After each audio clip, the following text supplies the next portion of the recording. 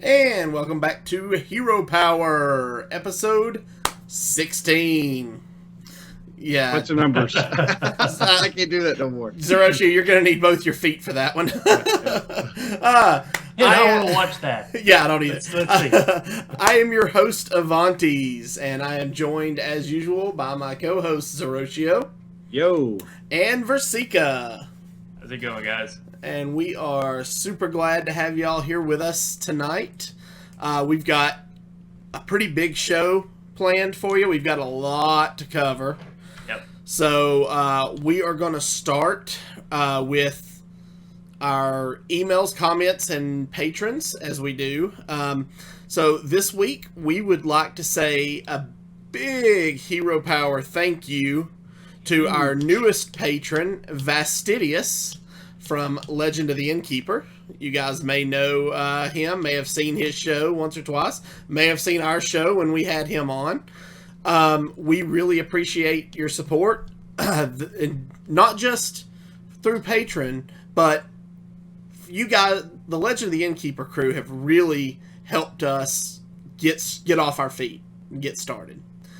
You know, they mean the world to us. Absolutely. So, thank you to Vastidius, and thank you to all of our existing patrons. You guys are what allow us to keep this rolling and keep making it better. And we have big plans as soon as we hit some of our goals.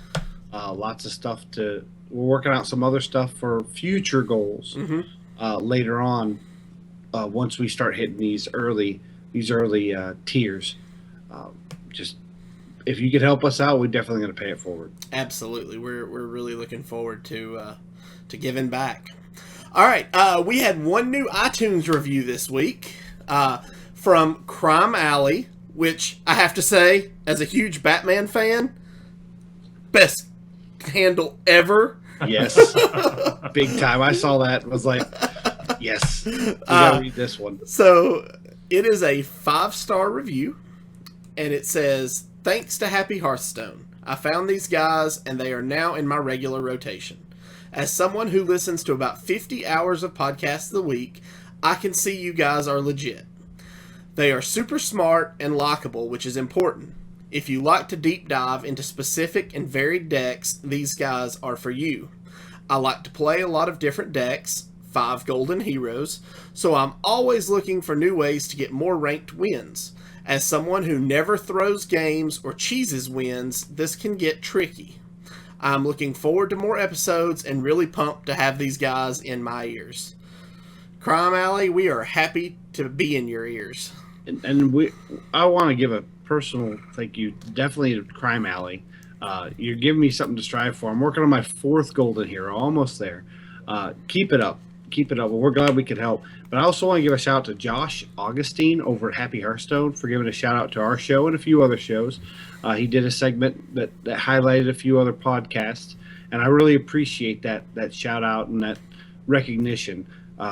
Josh, I've been listening to Happy Hearthstone since it started, and he has an awesome show. He is the longest running Hearthstone podcast out there. He was the first Hearthstone podcast to start when Hearthstone was still in like early beta. He was the first Hearthstone podcast to start. He's done a lot of other podcasts for World of Warcraft and a few other things. He just did a pet battle podcast. So he's really awesome. I appreciate all that help and that recognition. All right. Yes, we very much appreciate it. And if you guys haven't checked out Happy Hearthstone, check it out. It's a great show. All right. And our listener email this week is from Donna with the subject, "The Whining About Standard." Donna says, "Thank you so much for talking about how cool it's going to be to have a bunch of cards go away, no matter how cool they are, because it means we will get exciting new cards in the future. One of the people on the Tadpool Hearthstone group pointed out that probably for a lot of folks, this is their first CCG, so maybe they don't understand how this sort of thing works. But to those people, imagine how stale the game will get if it isn't continually changing. As a person who loves mech everything and the GVG expansion, I feel their pain, but we can always play those cards in the wild setting. In the future, you may like some sets and not others, but the point is, this is how a CCG keeps itself fun to play. Love the podcast, and get well very soon, Versika. Peepa Deep. All right, so let me give you a little bit of background. For that, by the way. Yeah. So the Tadpool is a fan community of Scott Johnson's Frog Pants Network. And it's everything Frog Pants. And the Tadpool kind of splinters off into different groups. And we actually have our own Hearthstone group run by Matthew Myers, who does a great job. He runs tournaments in the group and things like that. And the person she's referencing here is Matt. Matt, I've had a lot of conversations with him. He has a very good head for Hearthstone, and he is banging on the same thing that we've been banging on for the same few weeks. Don't get frustrated. Don't dust all your stuff. Remain calm. It'll be okay. And as Donna says in the email, this is going to be a good thing. It's going to keep the game from getting stale, which I know Versika has had a big issue with the game getting stale in the last few weeks. Isn't that right? Yeah, and I'm in the unique position of having to relearn the meta virtually every 36 hours, and so it's just kind of unique because I'm an experienced player, but at the same time, it's like coming in as a new player at the same time, and it is very frustrating. It's very hard to it's very hard to combat the way things are now. And we're going to talk more about this later, but I watched a good portion of the tournament that's going on right now, the Curse Trials, where they are running sort of like a scrimmage version of Standard, and I'm watching it, and it's so refreshing to see some of those cards come back into play. Some things that are different. It's not the same deck over and over and over and over and over and over and over. And do you know what I didn't see today? I didn't see Face Hunter. I didn't see Secret Paladin. I didn't see Frost Mage. I didn't see Zoolock. What I saw were decks that were well thought out, they were well balanced, and I saw two people who were intelligent. They were going after each other. They were trying to outthink each other. Now, Aggro Shaman made it. Aggro Shaman was on there. Seen a lot of Aggro Shaman, yeah. Yeah, but we've talked about how it's a technically more difficult deck to play. It also benefits from only really coming to fruition with the new expansion. It loses Crackle, I think, and that's really all it's going to lose out of the next set. So I think out of all of them, all the popular aggro meta decks right now, it probably remained the most unchanged. But what you're seeing is tempo play. You're seeing balance. You're seeing you're seeing well thought out decks, and they aren't necessarily cookie cutter. They all have their unique little spin, and there's room to put that spin on there because there's not these automatic picks like Piloted Shredder and Dr. Boom and so on and so forth. Yeah. AC in chat says, just remember, look on the sunny side of life. AC's killing me in chat. I appreciate you being there with us. It's going to be a good thing, guys. We can't stress this enough. And if you don't believe us, this tournament's going to be on VOD. It's also going on for the next 4 days, next 3 or 4 days. Watch it. See, get an example of what Standard is going to be like, and you'll see that it's not as bad as everybody thinks. It's not the doom and gloom. And also, there was one little nugget of information, and I'm not sure if I'll remember this by the time we get to the segment. Frodan said that they will not make the switch to Standard until it comes out with the new set. They will come out together. So I know that there's some rumors out there. When we speculated, would it release before? Would it release with the set? Not me. Don't put that evil on me, No, Ricky Bob. I'm just saying, everyone was kind of wondering officially, this standard releases with the next expansion.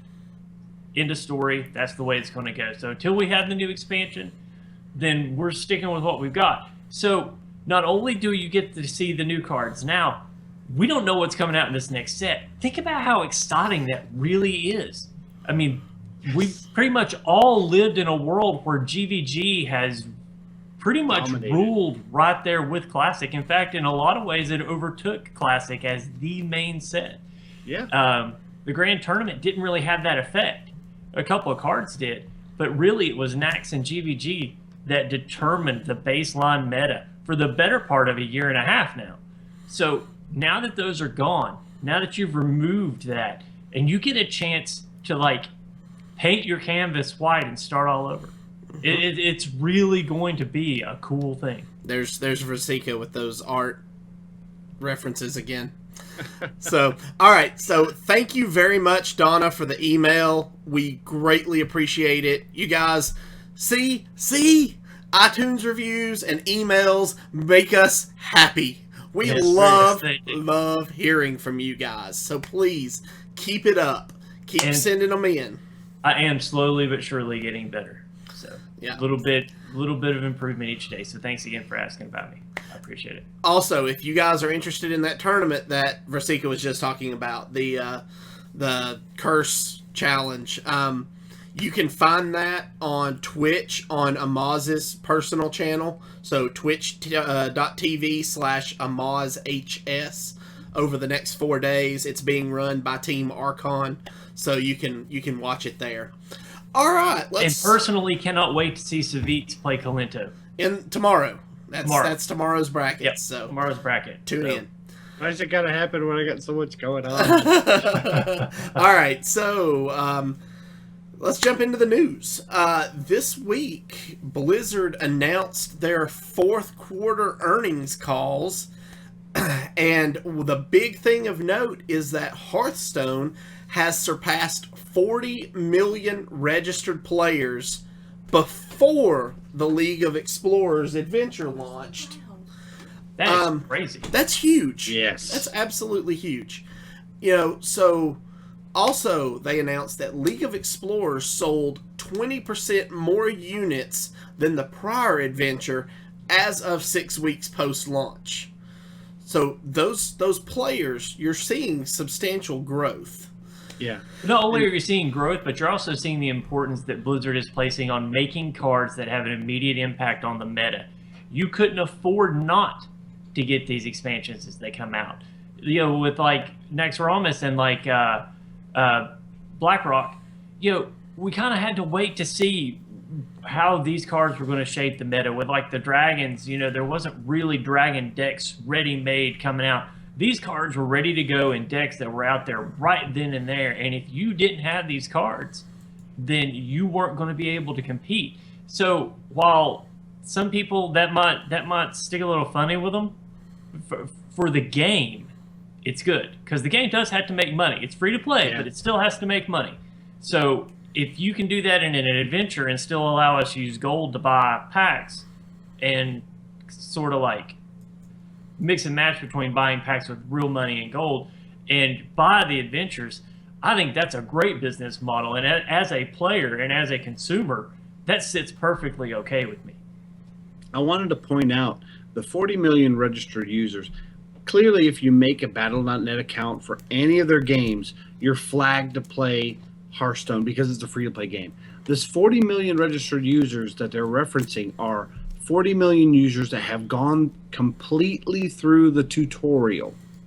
This isn't just somebody who has an account that can play Hearthstone. This is everybody who's actually taken the time to go through the tutorial.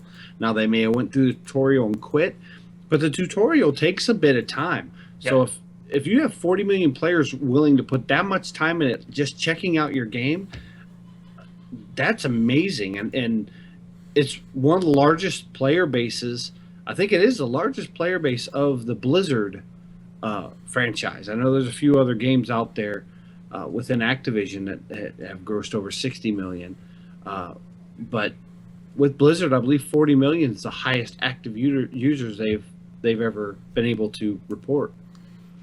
Yeah, I believe that's correct. So, guys, Hearthstone is getting better and better every day, and we've been talking about it for the last few weeks, but I think it's going to continue to grow, and Ben Brode has even said that one of the major reasons to make the move to Hearthstone is to kind of make it an easier barrier of entry for new players, and that is going to help the game continue to grow as well. So, they're positioning the game we all love to play and that we love to talk about and spend time in for long-term growth. So, guys, we're in a good place.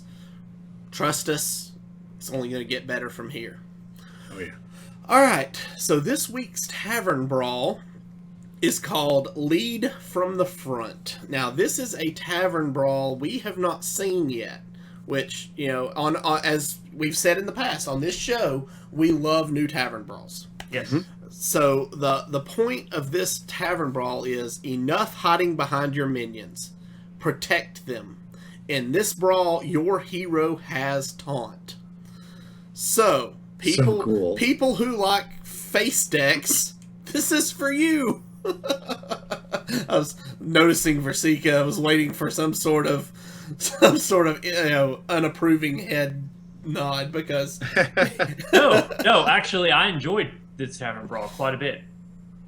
Good, yeah. He didn't have a problem with face decks because they have no choice at this point. Yeah, exactly. So. The point of this is you want to build decks that kind of synergize with trying to kill your opponent as fast as possible, because you actually start with 40 health. You start with 30 health and 10 armor. Yeah. And so, now you're taking your opponent from 40 to 0 instead of 30 to 0. So you've got to do a little bit of synergizing. I want to bring up something interesting. Last week, the Tavern Brawl, you started out with 10 armor as well as 30 health, and now they've done that again this week. It's like they're testing out new tech.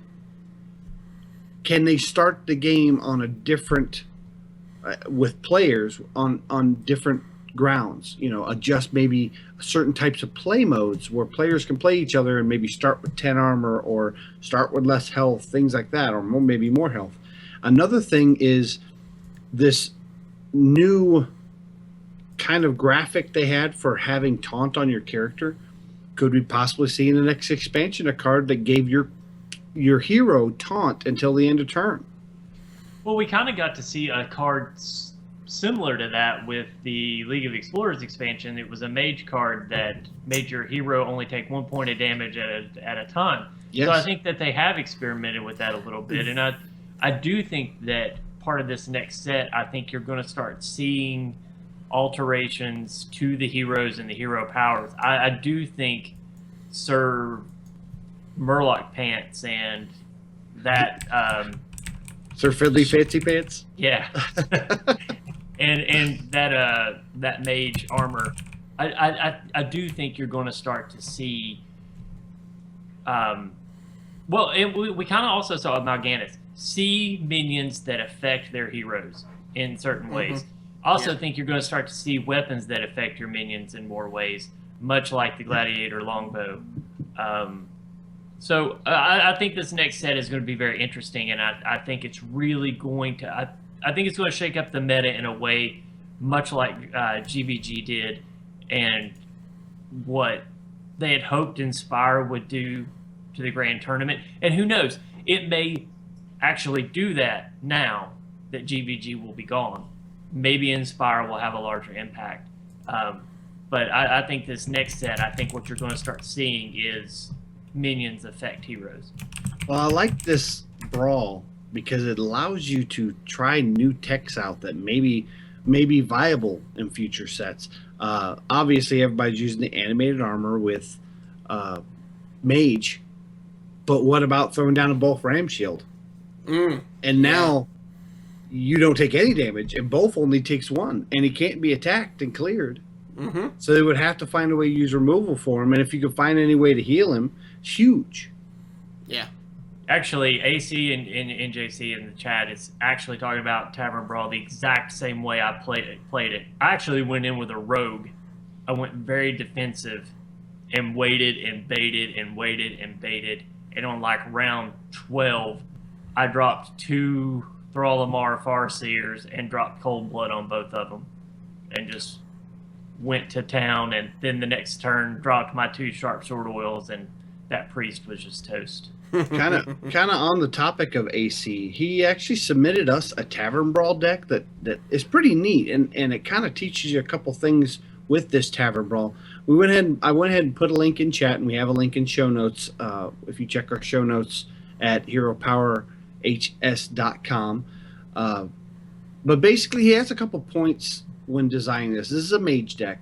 We're not going to go into too much detail about the deck itself. It does focus on animated armor and a few other key points. The things he wants to point out in this Tavern Brawl is you got to remember, taunt is trash, because taunt creatures, even if you put up a taunt creature, your opponent has to be attacked, or your hero has to be attacked. Yeah. Your hero has to be attacked. So taunt creatures aren't going to protect you.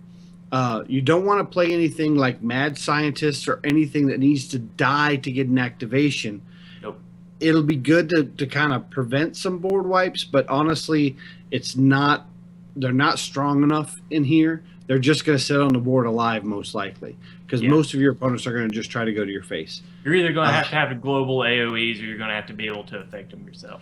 The next point he makes is relax. This isn't... You're going to see a lot of people coming in and going straight to face, but this is a Tavern Brawl that kind of promotes a more control-y style of play, a longer style of play.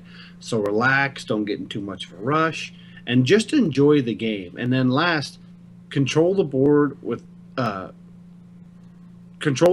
damage your face. You want to try to use, especially with this deck that he linked us, you want to use that deck to kind of eliminate your big threats on the board so that you can continue to damage face properly without threat of dying first. I want to make one correction. The deck list that he sent us does not actually have animated armor. Oh, is that one now? But he says it could be a very valuable card because it reduces the damage.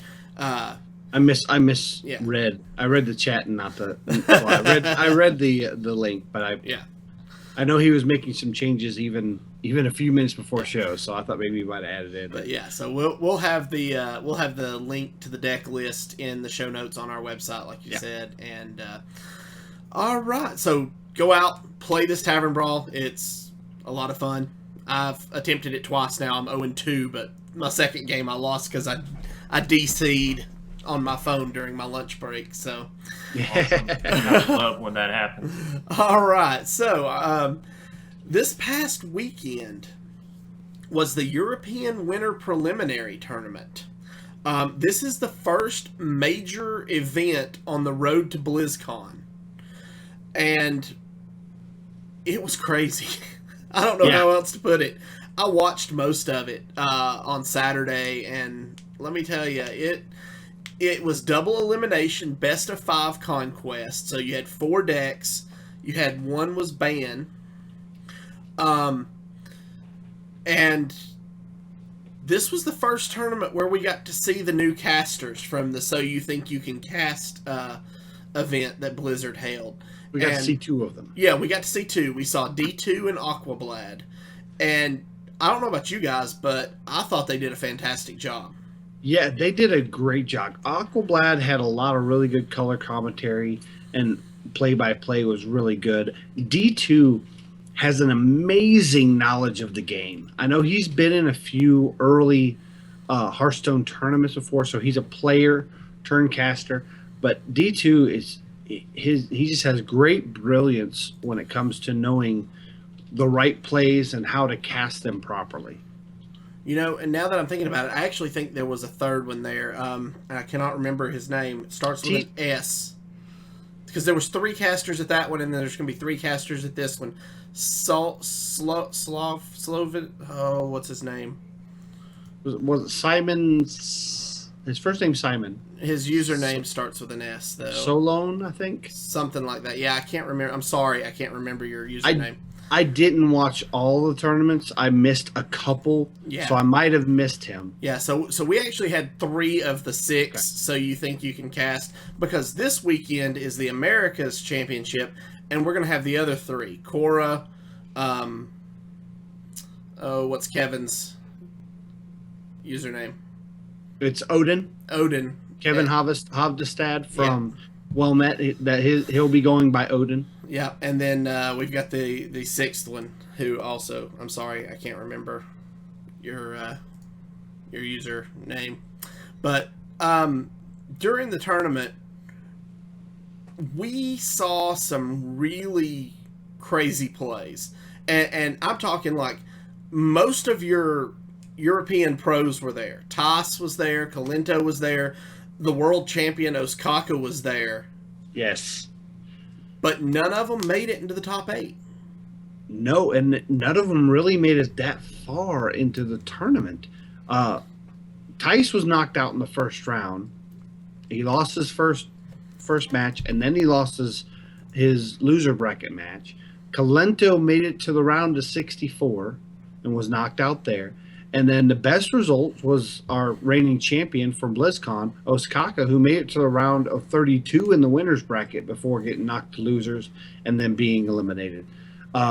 We had other notables like Show and a few of these other players that not necessarily went to BlizzCon, but they've been in the scene and they've been in all the preliminaries last year, and they were just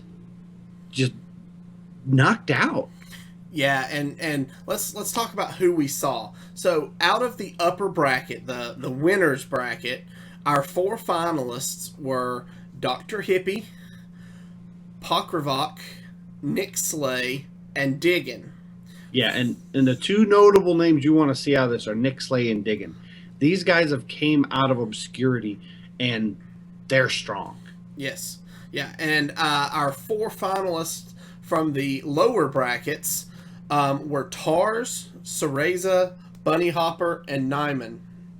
And again, here, Nyman is. I actually watched Nyman play a couple of games, and he looked really good. He made very few errors during his games. I mean, he played really well. I was really impressed with Nick Slay, and then the other guy that I really liked was Cereza. I thought Cereza really held his cool. I thought he had great strategy. I think he wasn't playing as aggressive decks as his opponents, and I think that ended up biting him in the end. But I think he's someone that I know I'm definitely going to keep an eye on. So he's not been playing long either. No, and that's the thing with most of these guys. Most of these guys have, I say come out of relative obscurity, but they have followings in their respective countries. So let me ask you guys this. Having seen how this unfolded this past weekend, do you think we'll see a similar thing happen at the North American preliminaries this weekend? Are we going to see relative unknowns come out and place top 8? Do we think some of the known North American pros like Purple or some of them will make top 8? What are your guys' thoughts on this? Zero, let's start with you. I'm going to take the other road and say no. And the reason I say no is they learned the lesson that was taught at this EU preliminary. These players have gotten a little complacent with just get the big deck that's working, make a couple tweaks to it, and then take those strong decks that's working in our format right now.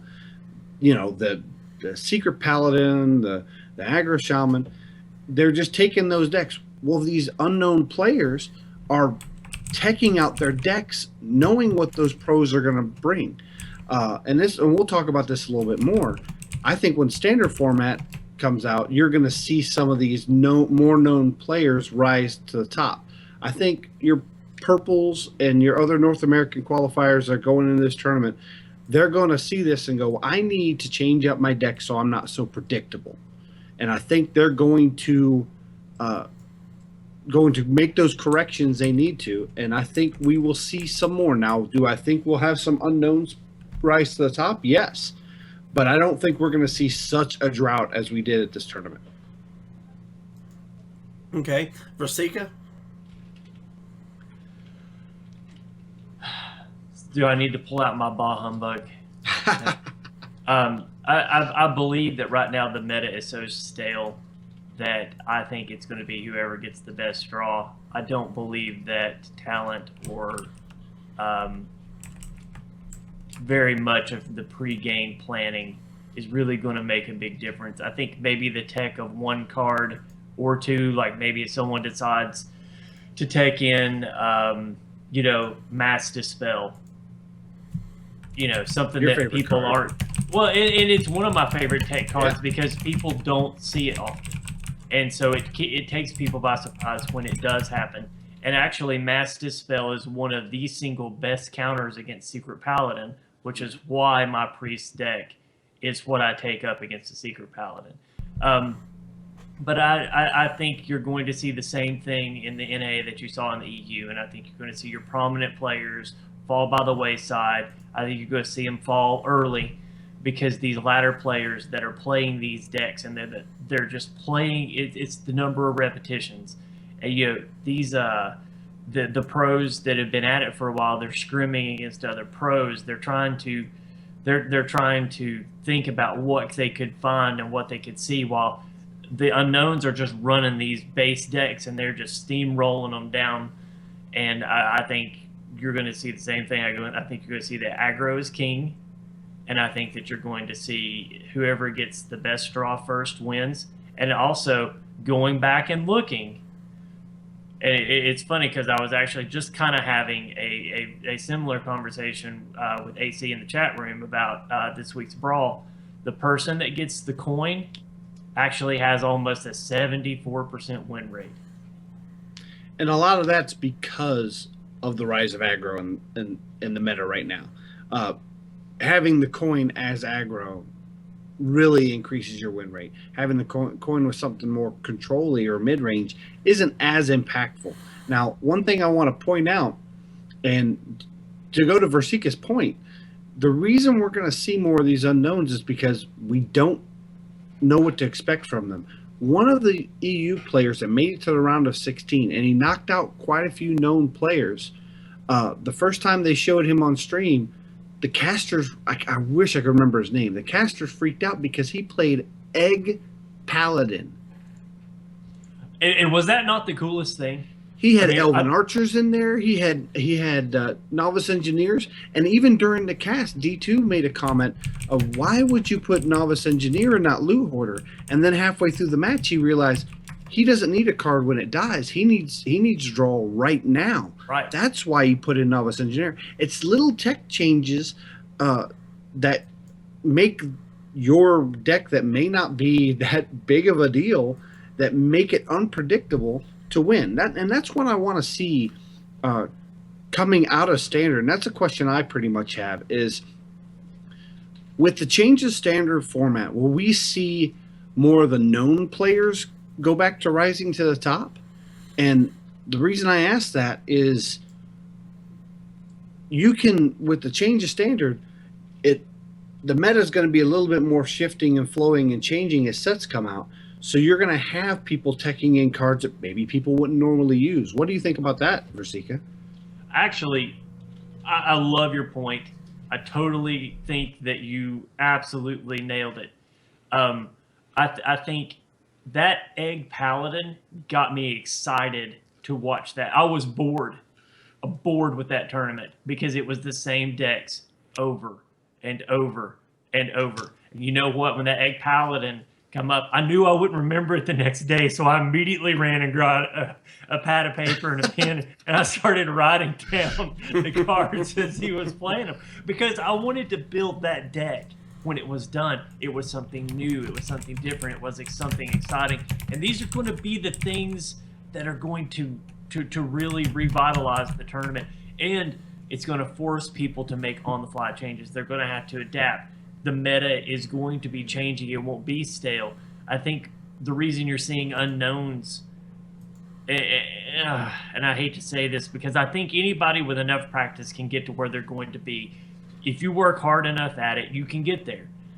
Put in the practice, put in the research, put in the time, learn the strategy of the game. But I think the reason you're seeing the unknowns right now is that the meta is so stale that everybody is kind of in the exact same place.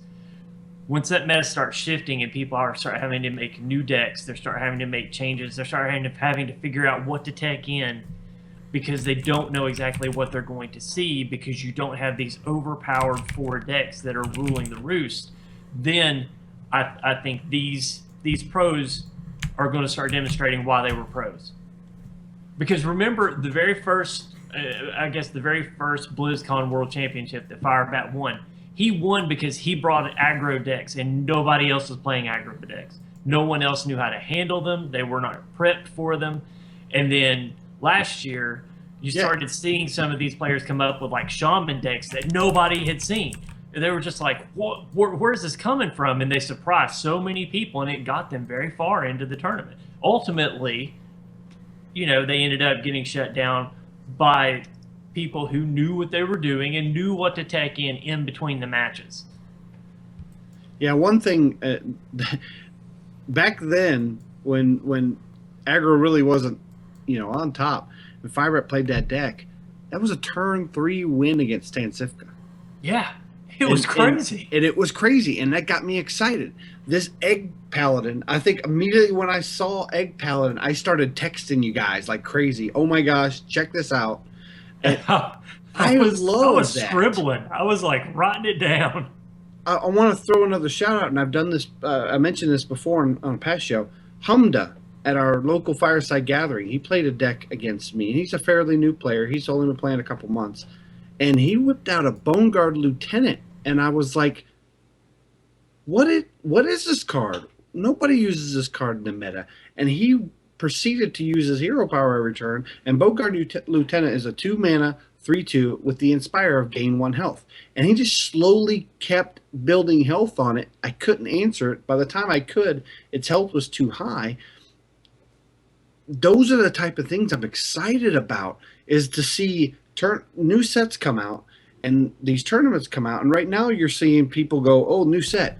Well, none of these cards are good enough. I'm just going to go ahead and keep using my Dr. Booms and keep using my Sludge Belchers and all these old cards because, they've proven themselves. When you have a few cards in the new set that could definitely be worked around and made really interesting. Yeah.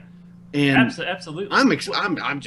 I'm totally excited about the prospect of the standard format and what the new cards are going to do to impact it. Because in the past, TGT did almost nothing. Another great example of that is actually Avantes, because we both played Avantes at the last local fireside gathering. He blindsided us both with the Dreadsteed deck that we're actually going to feature tonight. Now, for the record, I did beat him. You did. You did. I just want to make sure everybody knows that I beat Avantes. But it was a very surprising deck. I don't think people that know us are surprised by that, but I mean, it also goes to show too. I was hit by that deck. I lost to it the first time. In fact, I conceded to it as a show of respect to Patrick because I don't concede. I just don't do it. I don't like saying I give up. It was. I would rather just take the pounding to the face. It was such an impactful loss that he didn't even remember the entire fireside gathering the next day.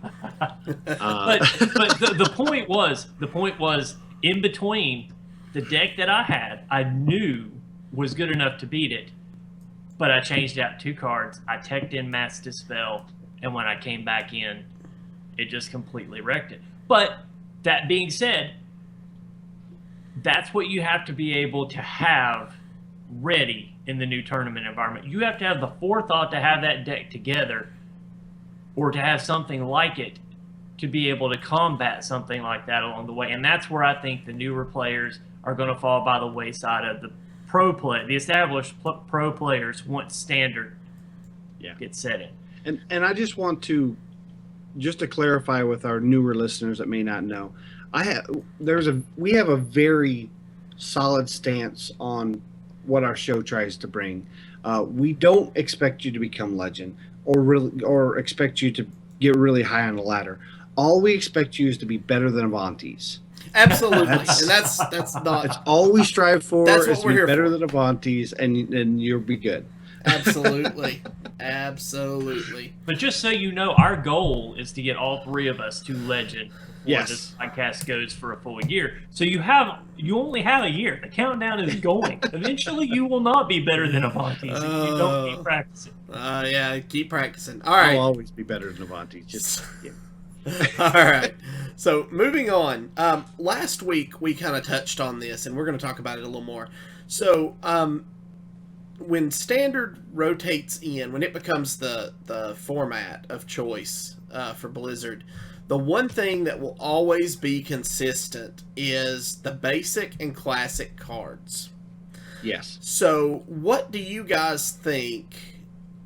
As far as basic and classic cards, do you think need to be changed or nerfed to help out in standard?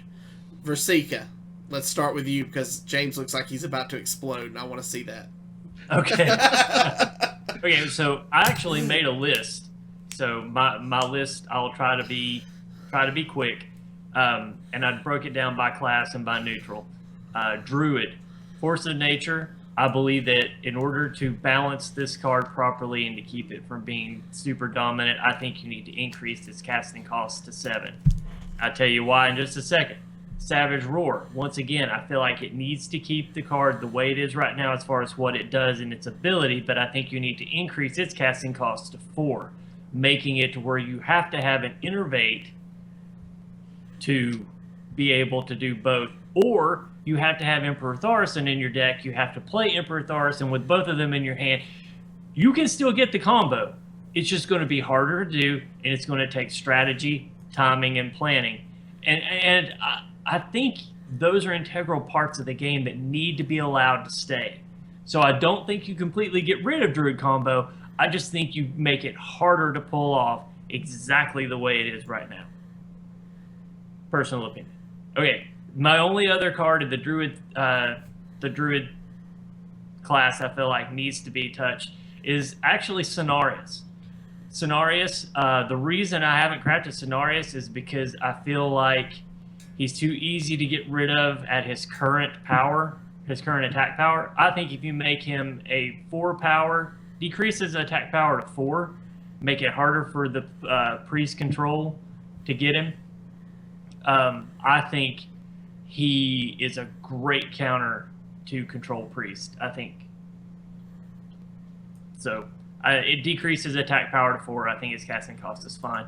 Shaman, I think much like the Force of Nature Savage Roar, if you're going to increase Savage Roar's cost to 4, I think you need to increase Bloodlust's cost to 6. Sort of that, so that you don't really have the power creep thing. Yeah. Also think that with, I think with Earth Elemental, I think there's a lot of overload going on in Shaman right now. I think that there's a lot of ways you could use Earth Elemental, but yes, he's 5 casting costs for a 7/8 taunt, but the overload is extreme, and he easily dies to BGH, so I don't think the card is really worth. I don't think the risk reward is there. I think you need to decrease his attack power to 6, take him right out of Big Game Hunter's range, and then I think he's a viable card. Mage, I'm going to draw a lot of flack for this. I know I am. Okay, so for Mage, 1 card. I looked over this set with a fine-tooth comb. I'm completely okay with everything in the Mage except for 1 card, and it's Fireball. I think you either need to increase the cost of Fireball to 5, or I think you need to lower its damage to 5. Warlock, I found nothing wrong with Warlock. Leave Warlock exactly the way it is. Paladin, Once you take out the GVG cards, I think Paladin is also a very balanced class. Warrior, once again, very balanced class once you take out GVG. Hunter, the Eagle Horn Bow. Believe it or not, I made one change to Hunter. How about that? Eagle Horn Bow. And the reason why is because I like that they're becoming inventive with traps. I like that they're becoming inventive with traps, but I think Eagle Horn Bow, with its durability increasing anytime a trap activates, I think that you can find ways to abuse that now that people aren't going to be concentrating on just the mad scientist. I think that I would like to see the Guardian's longbow used a little bit more, and I think if you take away the Eaglehorn longbow's durability increase every time a trap goes off, I think you'll start to see a little more Guardian longbow. And I do agree with AC. Fireball has been a benchmark spell, but when you think about it, 6 damage for 4 mana when used in conjunction with Antonidas has become very snowbally. It's starting to become a problem. I think instead of making the change to Antonidas, you make the change to Fireball. I think it kind of evens the playing field out a little bit more. So that's why I picked on Fireball a little bit.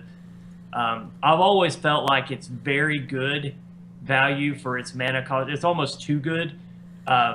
Lightning Bolt, you get the 1 mana for 3, but you actually have to take the overload penalty. You don't really have that with Fireball. At 4, I feel like it's very powerful at 6. So I went through Rogue. Once again, you remove GVG.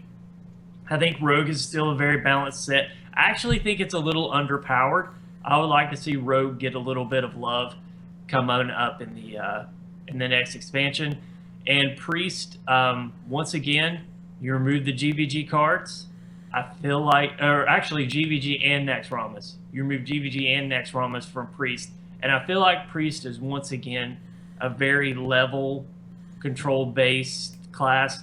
I think you're going to start to see things like Holy Fire come back. I think you're going to start, we're already starting to see Alkanai Soul Priest make a comeback, Alkanai Circle combos, things like that. I think removing Light Bomb is a good thing. I think people have to play around in Tomb now. I think Priest is in a good spot. So neutral cards, I picked 3. Not because I think only 3 need work. I think there's a lot of them in there that are uninteresting and a lot of them in there that are underpowered for what they cost. But you have to have bad cards in the set too. You got to have mediocre cards in the set too. They can't all be game breakers. But I picked 3. The first one I picked was the Leper Gnome. I feel like Leper Gnome is just too much value for its 1 casting cost.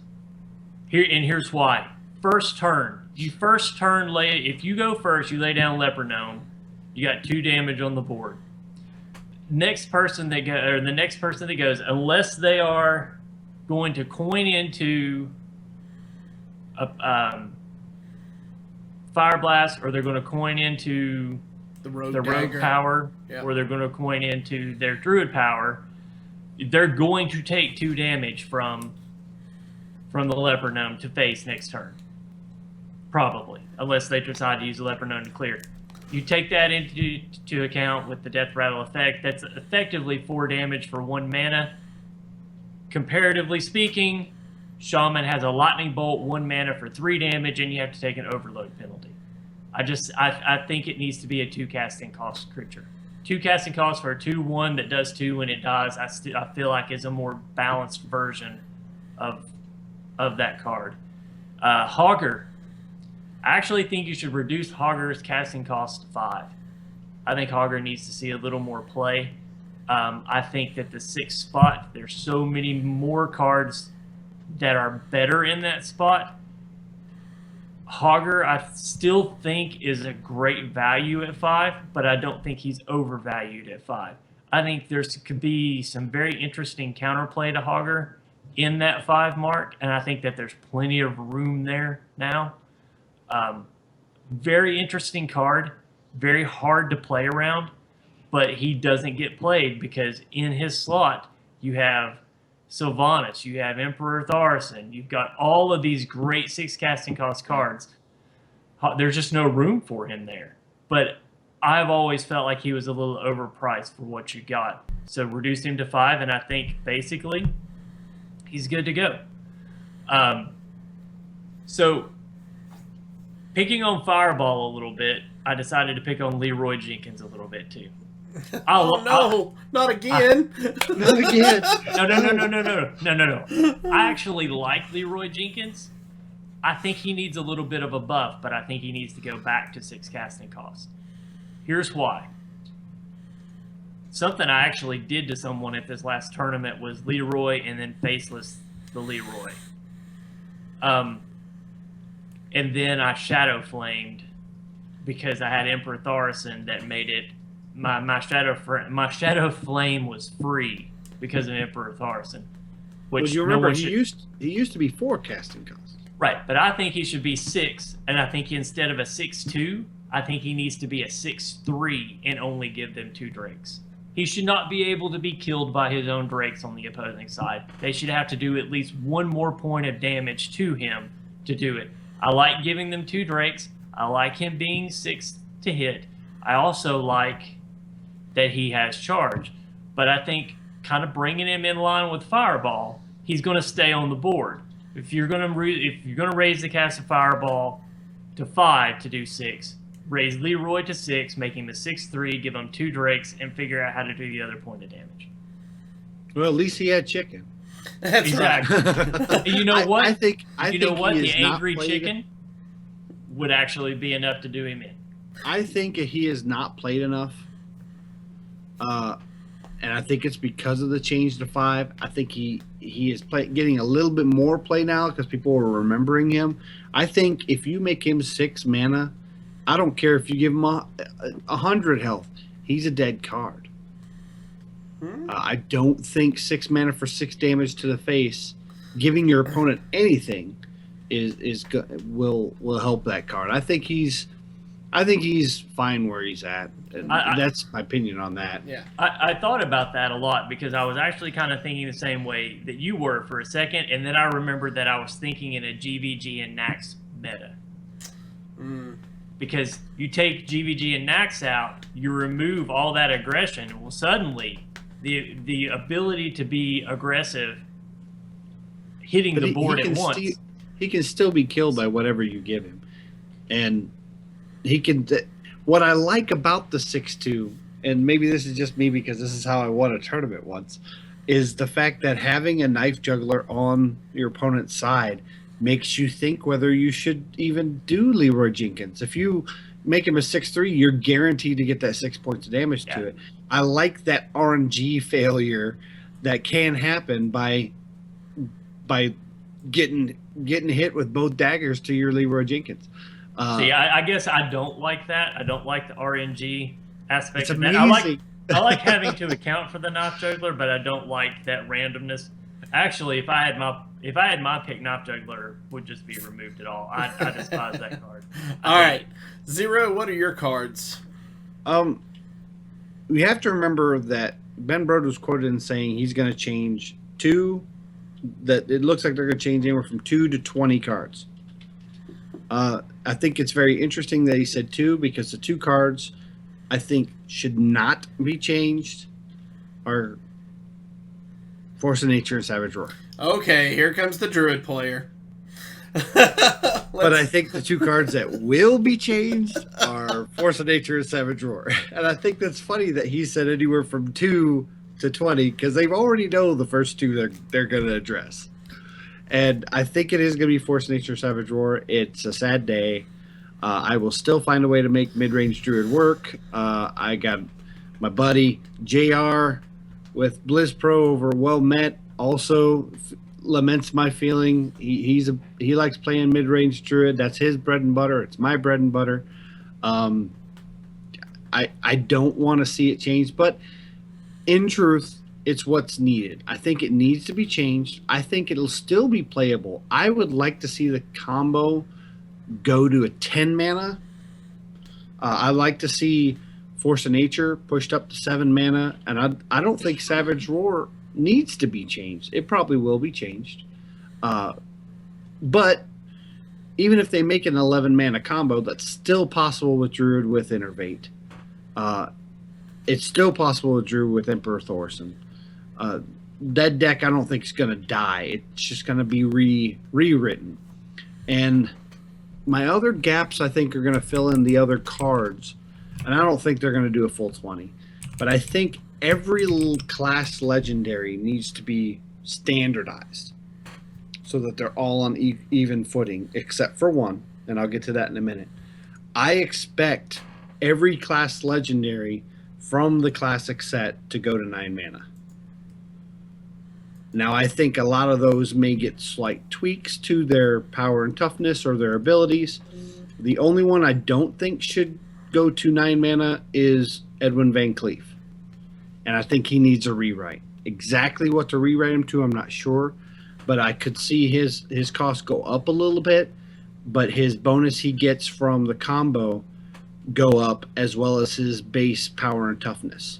I could see him easily being a 4 mana 4/4 or 5 mana 4/4 that gets +3/+3 for every combo card. But all the other class cards I think could easily be moved to 9 mana. And that standardizes the set. It still makes Grommash playable on turn 10, but basically you're looking at a turn 9 legendary from the class or a turn 10 with some kind of 1 mana combo. I don't think they're going to mess with neutrals too much. For the most part, they're balanced. I could see a couple tweaks, but I honestly think they're not going to make those changes yet. They're going to see how standard goes and see if there's any of those neutral cards that rise to the top because of all the changes, and then maybe make another set of changes come this summer or fall. Okay, so here are mine. And when I made my list, I looked at what I considered to be auto includes when building decks, because these are the cards that I feel are so powerful that you have to include them in every deck you build. So you mean like Dr. Boom and Lotheb and oh wait. I mean, like, for instance, Keeper of the Grove. Oh, okay. I feel like Keeper of the Grove at 4 mana, having your choice of 2 abilities, is really, really powerful. How you would fix this, I don't know. Maybe you just increase it to a 5 mana cost instead of a 4. Also on my list, Savannah Highmane. 6 mana for a 6/5 that drops 2/2/2s. Again, I feel like this card is really overpowered at this point in time because it has such stickiness. It's really not all that expensive to bring into play. I feel like it's a really strong card in the Hunter class. My next card is Shadow Madness from the Priest class. It's 3 mana to cast, I believe, and you get to take a minion of 3 attack or less, and it gains charge on your turn. It doesn't say that, but you can attack with it the turn you take it.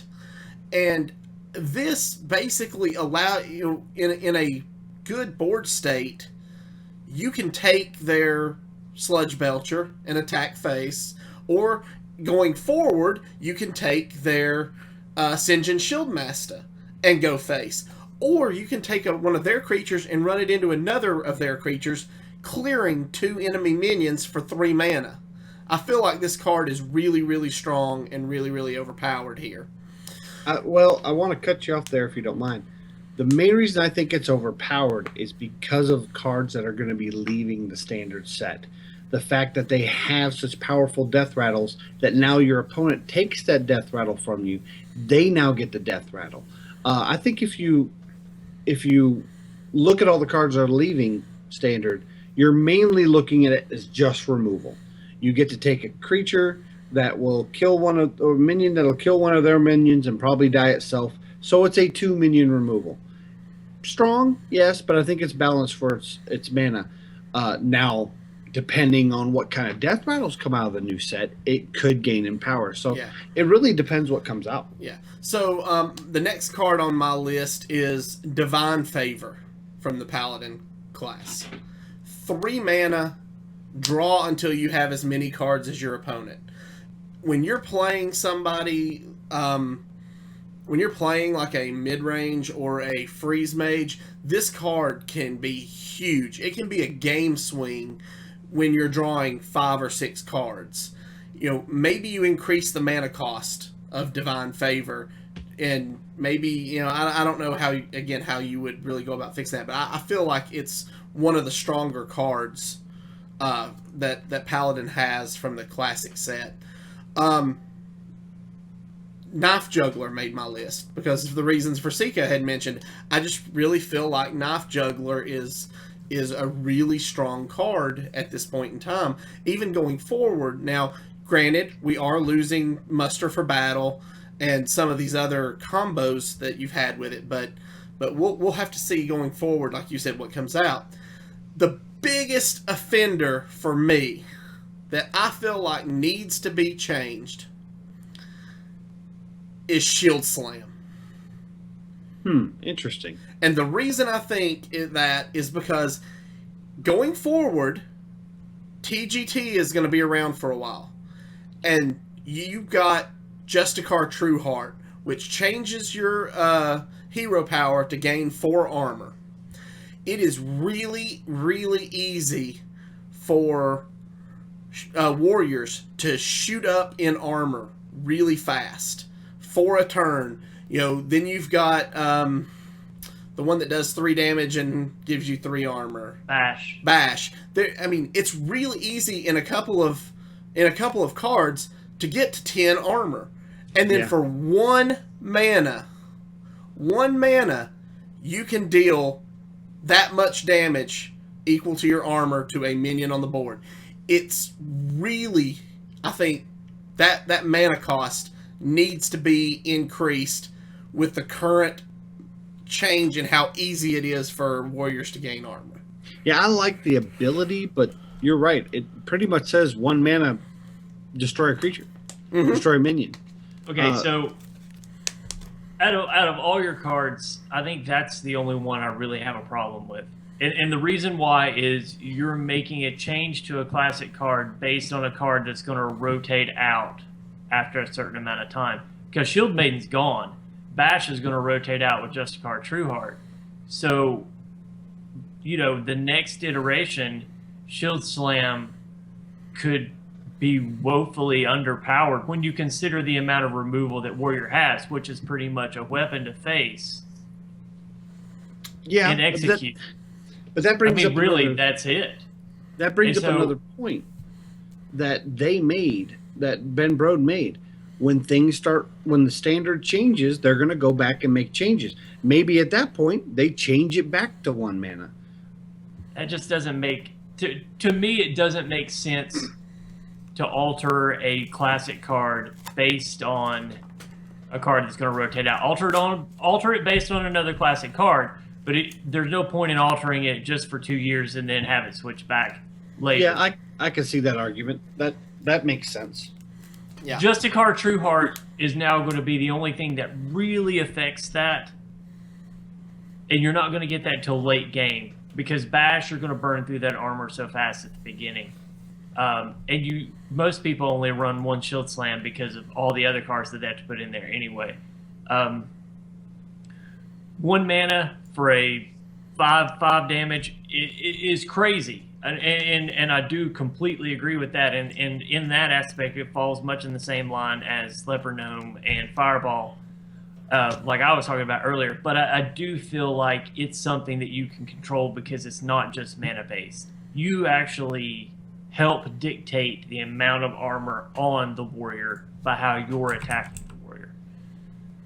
I just think that once Justicar Trueheart goes out, I think that problem is going to pretty much be gone, especially now that Shield Maiden is gone, because other than Bash, there's no other way to gain armor quickly. That's true. Spoken from someone who has played a ton of games as a control warrior.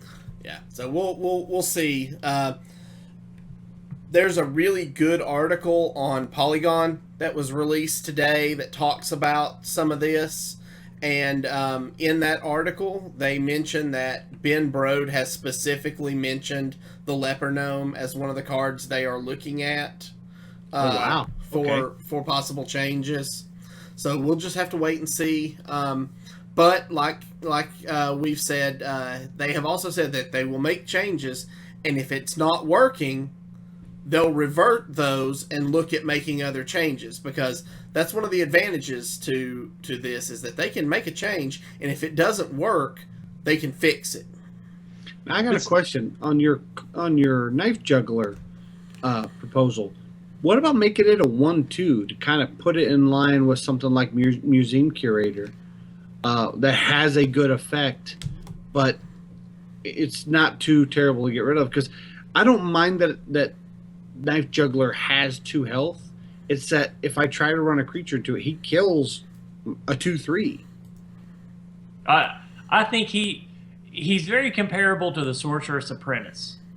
He has a very similar effect to someone that plays a creature-centric deck versus someone that plays a spell-centric deck. The thing about Knife Juggler is it's hard to keep anything on the board long enough to actually damage, to do the 2 damage to him that early in the game. I think his impact at the beginning of the game is so significant that he either merits an increase in cost so that he can't come out as early, or like Zeroshio said, reduce the 3 to a 1 and make him less painful Tradable. to actually, to trade into. Okay. All right, guys. Well, this week, AC has submitted another eulogy for us. You know, we started a couple of weeks ago this new eulogy segment. And this week, we are talking about a dear friend who we will once again be missing once Standard rotates in. So here we go. You could be forgiven for surprise at who we memorialize today, departing from the world of competitive Hearthstone. After all, even when he yet walked among us, he looked an awful lot like a long-dead skeleton wearing a hooded bathrobe. But, my friends, he was far from inanimate. He served the community in their final moments, but he was first in our hearts, and first to hit the board if we mulliganed correctly. Yes, this is the wake for Undertaker. He was always fair in what he asked us to spend, just a single mana crystal. And that was without the 2 funerals for 1 coupon from the free shopping circular, which comforted us all in times of need. But his work empowered him, friends. With each death rattle minion played, he gained not only 1 attack, but also 1 health, until he became a mighty, growing, unstoppable force as we relentlessly attacked the face of our foes. Yes, Undertaker! I'm sorry, what? Stop the music. He what? So 2 health was it? Might as well just play a micro machine. When did this happen? Really? No wonder my face hunter deck's been shooting blanks. Well, miss you anyway, Undertaker. I guess. I mean, whatever.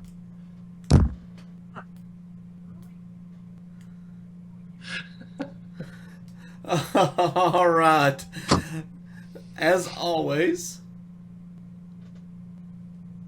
thank you to AC for sending that in. These keep getting better and better every week. I thought James was...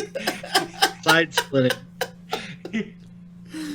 He was so confused for a second. He's like, wait, what? Wait. Yeah.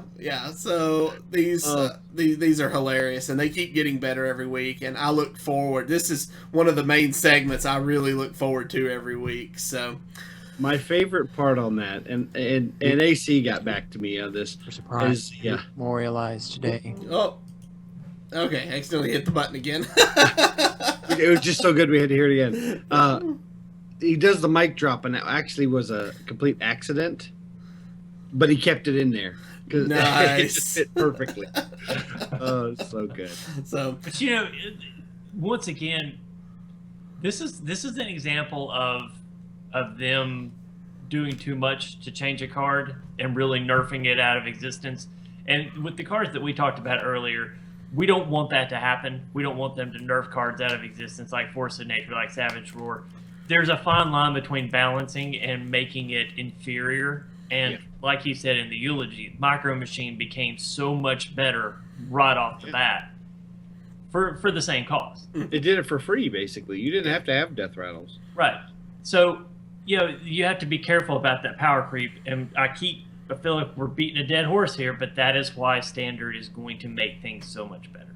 Yeah. We're not going to see changes like this, and possibly even Warsong Commander, or some of these changes that really destroyed the card, made it unplayable. We're not going to see that as impactful. I mean, we'll see it every now and then, but not as impactful as it has been in the past.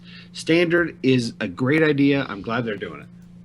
So real quick, before we move on to the deck, because I think that's next, right? yep. Okay, real quick. So we talked about cards that were going to be taken out of the meta, or not taken out of the meta, but that we were going to change in the meta. I'm going to toot my own horn here because I actually reread my blog today, and I was very impressed by it because I'd forgotten what I'd put in.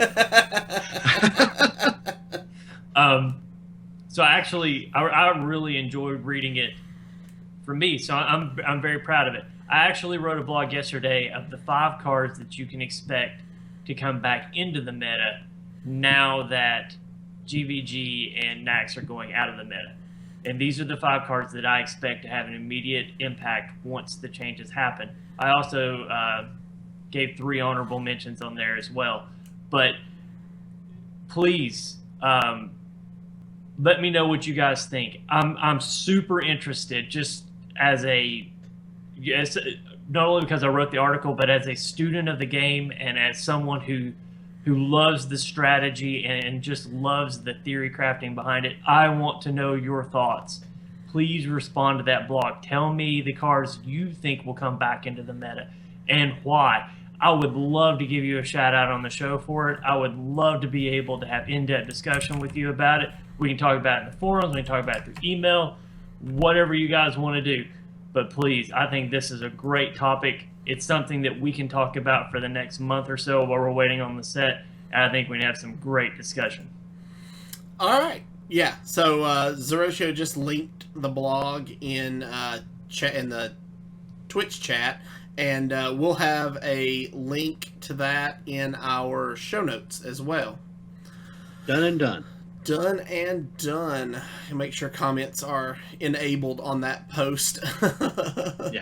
So, all right, guys. And definitely, please throw out comments. And anything we put on our website at heropowerhs.com.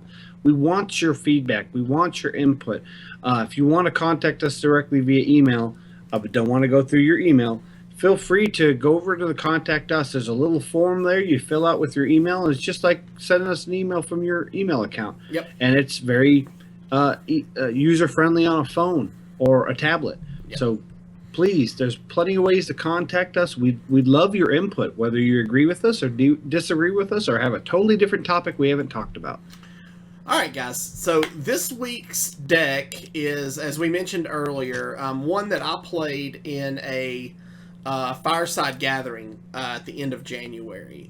It is a Dreadsteed Reno Lock.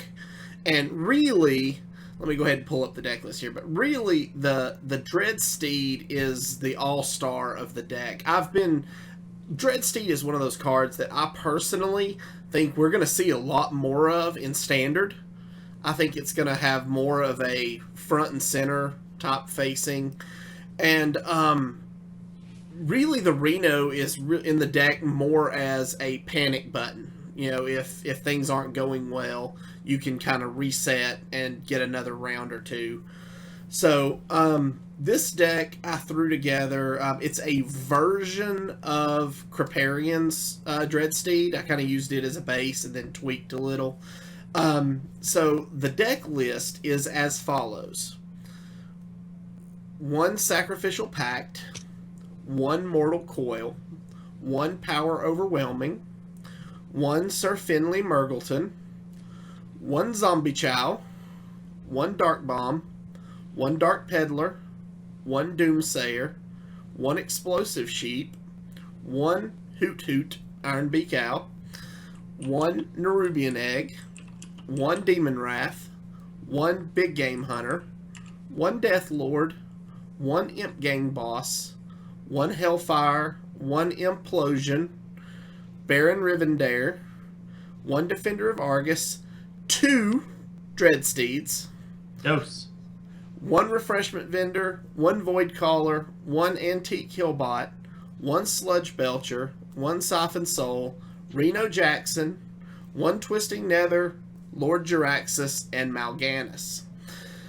Now, obviously, the deck is very, very control heavy. And the point of the deck is to kind of keep the board controlled until you can get the Dreadsteed on the board. And then once you really want to try to get one, if not both, on the board before you play Baron Rivendare. And then you just go nuts on killing the Dreadsteeds, attack into something, use your Mortal Coil on it to draw a card, whatever you can do, because with Baron on the board, they're going to multiply. Mm-hmm. And, you want to get 4 or 5 or 6 Dreadsteeds on the board, and then you start, Sacrificial Pact to heal yourself, or Power Overwhelming to try to get the kill. Doomsayer's not going to get rid of them, so you can drop it down to clear the board and they'll all come back. Same with Explosive Sheep.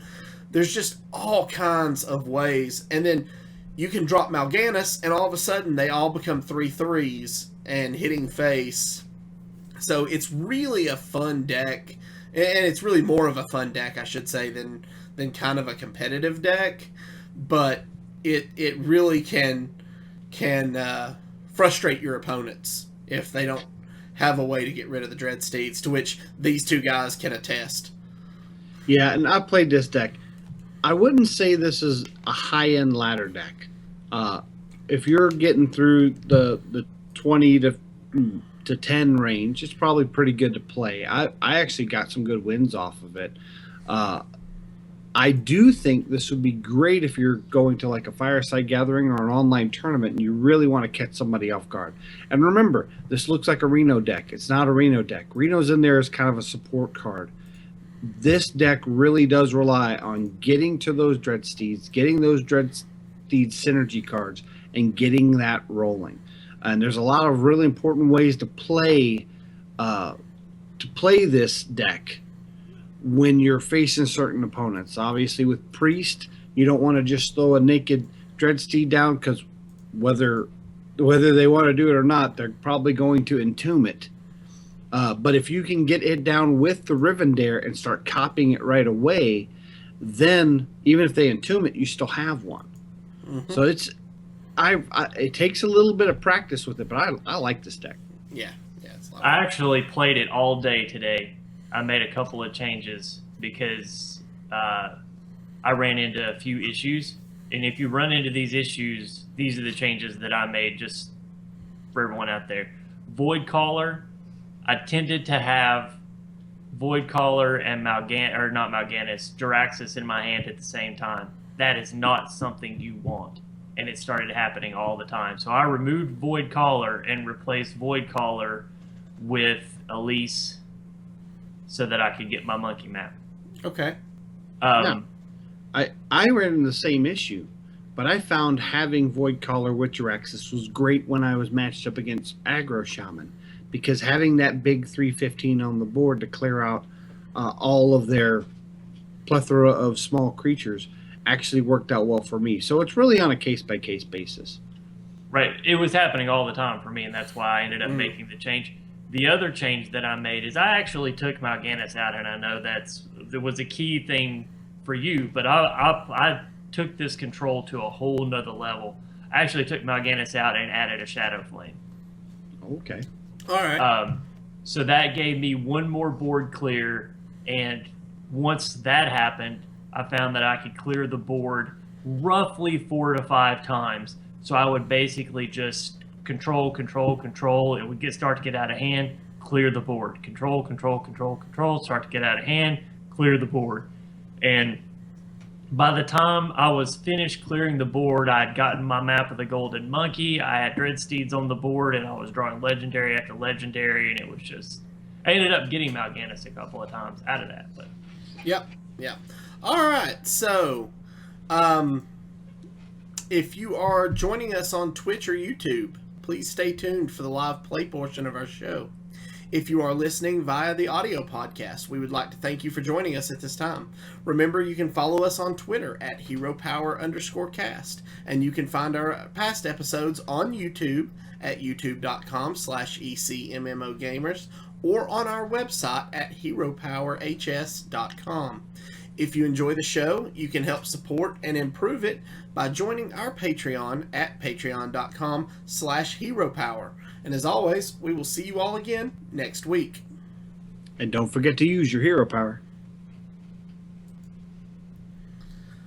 Alrighty, so for those of you still with us, we are going to play this deck on the ladder, as we do every week.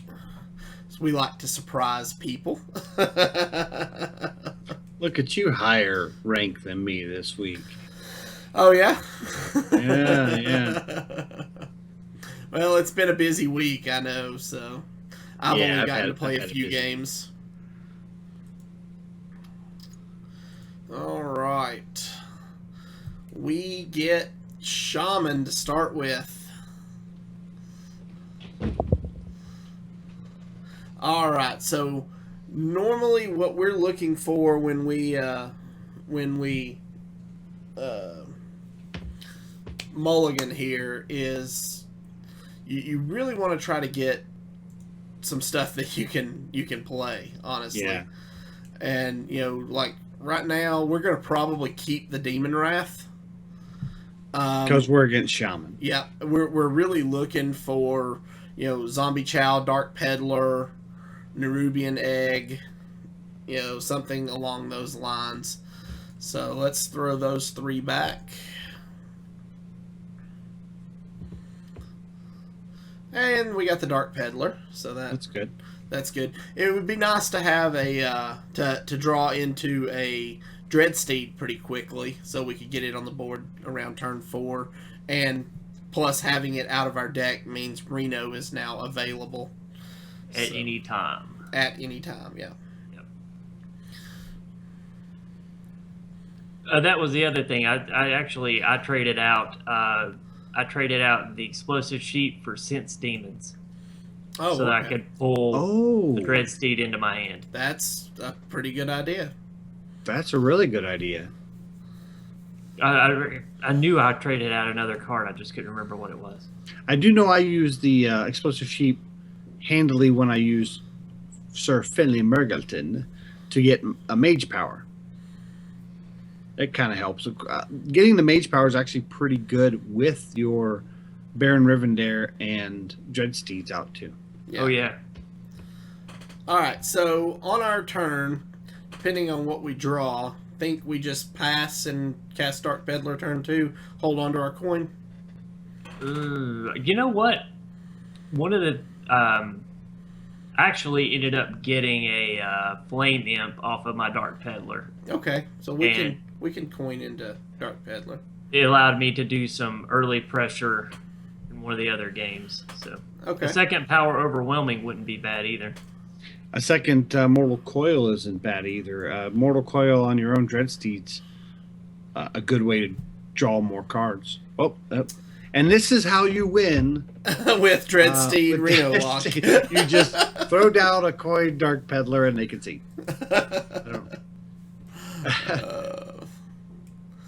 All right, let's try this again and see if we can't actually get a game going. Yeah.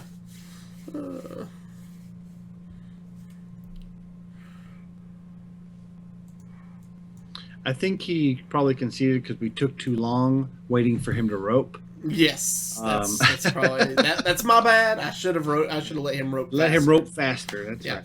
So I actually like this opening hand. This is a good opening hand.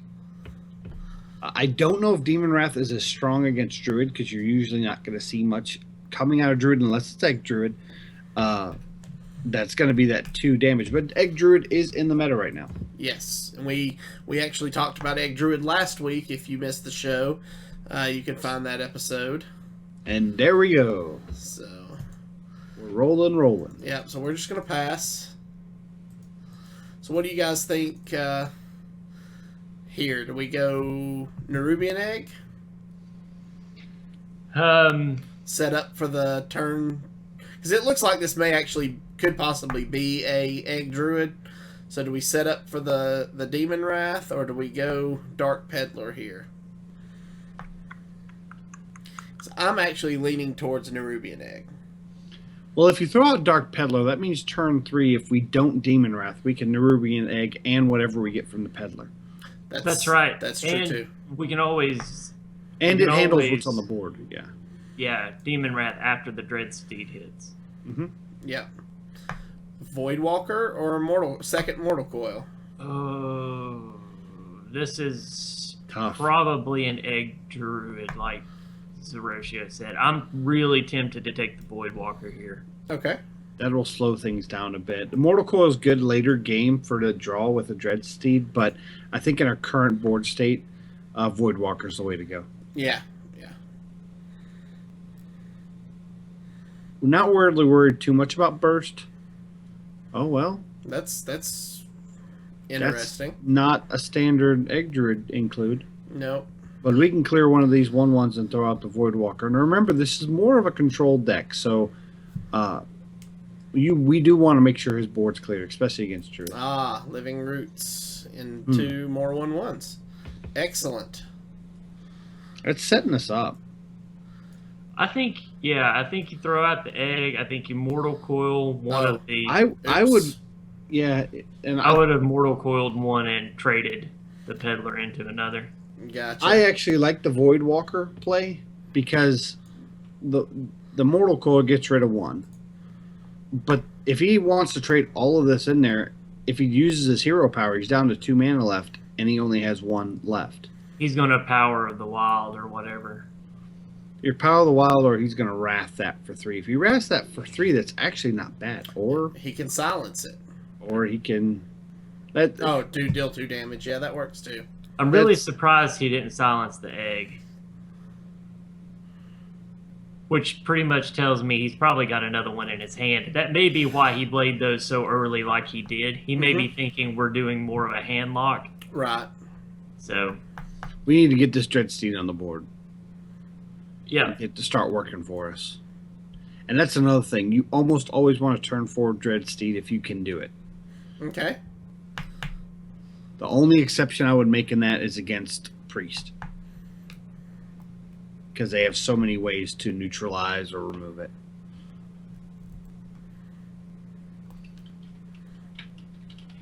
He is very aggressive. Yes. Okay. So here I think we run the Dreadsteed into the 2/4, we Demon Wrath, and then we Mortal Coil the 2/4. That's what I'm seeing. Or we could Implosion.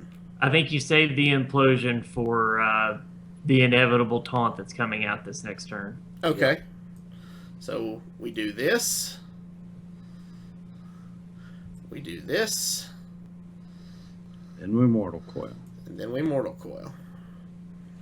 And that Sacrificial Pact is good for just getting that free 5 health off of Dreadsteed. Yes. It in a sense is a 0 cost, what is that? Heal. Flash heal. Yeah. From Priest. Oh, he's gaining more mana. I believe this is mid-range Druid, and I think he's aggressively pushing for combo. Gotcha.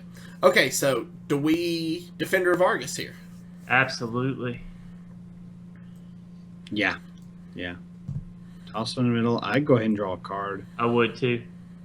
Since we have some taunts up. Okay. And we haven't seen Thorson yet. And there we go. Baron. This is where it all starts coming into place. All right, so gonna go face and pass the turn. And we can really look into a Baron Rivendare. If he puts anything out, we can trade in with Power Overwhelming with the Dreadsteed, and then we can Sacrificial Pact it to kind of get us to a nice health total. Yes. Yeah, I say that's exactly what you do here. I think you Baron, you Power Overwhelming the Dreadsteed, run it into the lore, Sacrificial Pact it. Well, it's gonna die anyway. No, but Sacrificial Pact it so we make sure to get. Well, yeah, it. I guess. It Right, but this is going to give you 4, right? No. No. No. Sacrificial Pact it will Sacrificial bring 2 Pacting back. it will only give us 1. No, because But it won't that's die right. again. If we So let it die to the it will Power get Overwhelming, 3. it will. Then go ahead We'll and get tap 3. since we have a taunt up. Yeah. Yeah, that was a good catch, Avantis. Yeah.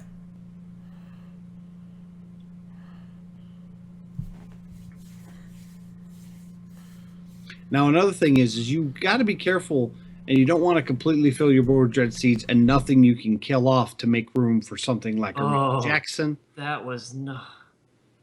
I don't. Unless he's planning on filling our board up. Unless he's, I don't know what he's doing. I don't think he realized that was going to happen. Quite possibly. Unless he's double swiping. He really wants to get rid of the taunt.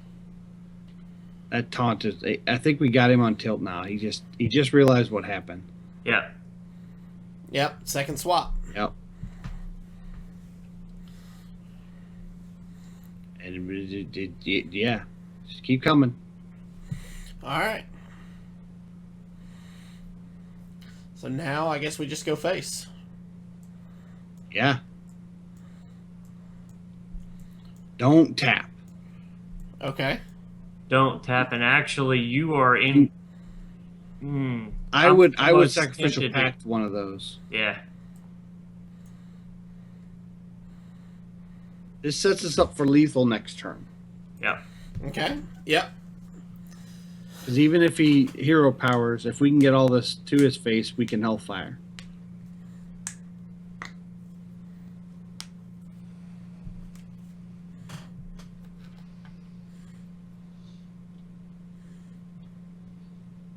Oh yeah, he is Oh. super aggressive. Trying to see.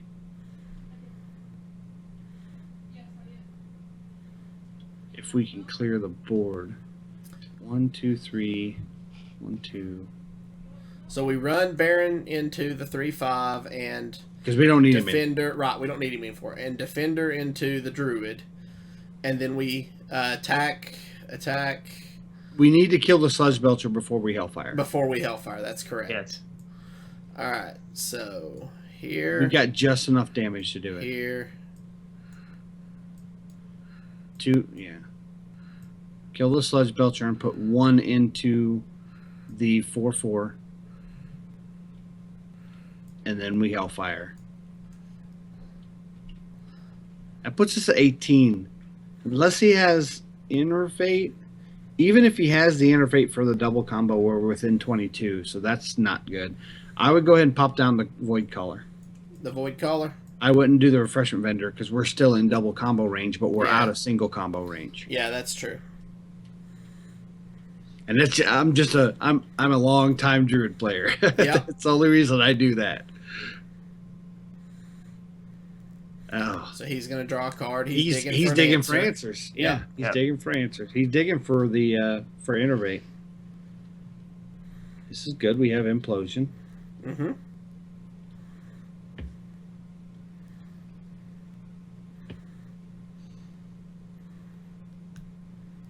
Hold on a second. 1, 2, 2, 3. 1, 2. Okay. I was Wait, thinking with so- Jiraxis we could get lethal, but I don't see that. No. If you put Jiraxis on, we can run the Void Caller into the. We can run the Void Caller into the taunt, run 3 Dreadsteeds in. That puts Draxus on the board. Is that what we want? No, we want drag. Like, we're already at 17, so we'll lose actually 2 play health. Draxus. Yeah. Right. But we'll lose 2 health if we do that. Innervate single combo kills us. Yeah. Yeah. So, What about Finley and see if we I'd like if to we see can get the heal? Draxus just get plopped. Yeah. Finley, see if we can get a heal or armor. We're gonna run everything in there and kill that. Armor works. Shift isn't bad. Yeah. Go ahead and run everything in there and just go face. Because we got the rope going crazy. That actually was not bad. We're still in a safe distance. Mm-hmm. I mean, double combo gets us, but that's a perfect storm. That's 4 cards. I don't think he has it. Digging? Yeah, he's digging. Yeah, we should have this. He needs a taunt, but it isn't really going to help him too much.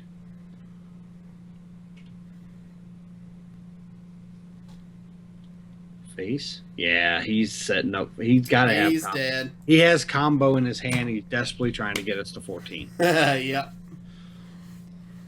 And that's a tough matchup because a lot of times you'll make the mistake of getting just a little too low. Yeah. And unless you're familiar with Druid, you can get caught. But Druid's so played right now, and everybody's getting it in now before it goes away in March. I really think it's going to be March.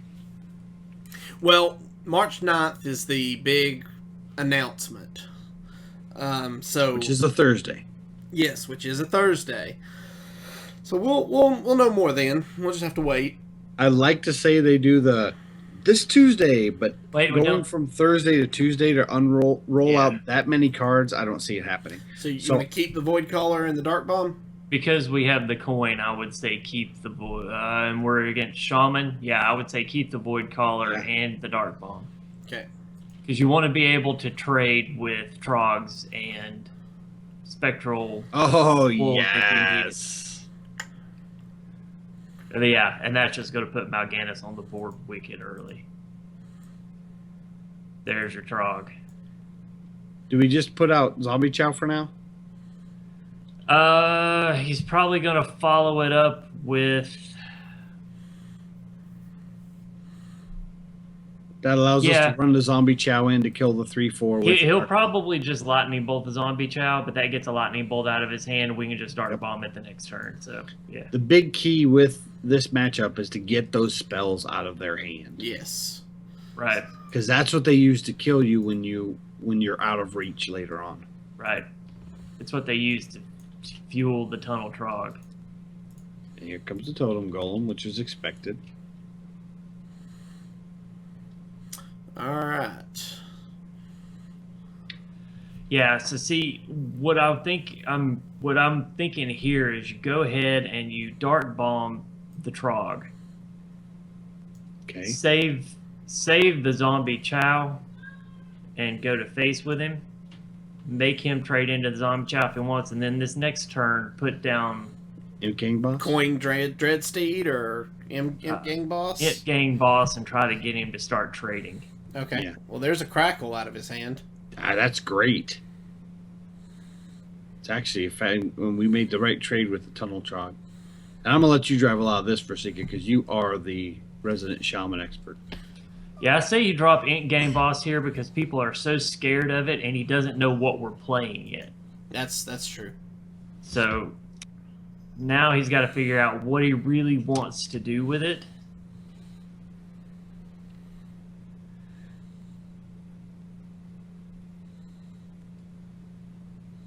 He's just going to go Gonna face. Go face. Yeah. Yeah. Okay, and this is actually playing. Oh, Your worst day. Ah. Oh, okay. don't put that out there yet because now it's only a 33% chance that you get Mal'Ganis on the board. So Dreadsteed? go ahead and Dreadsteed and run the game boss in to get rid of the shield.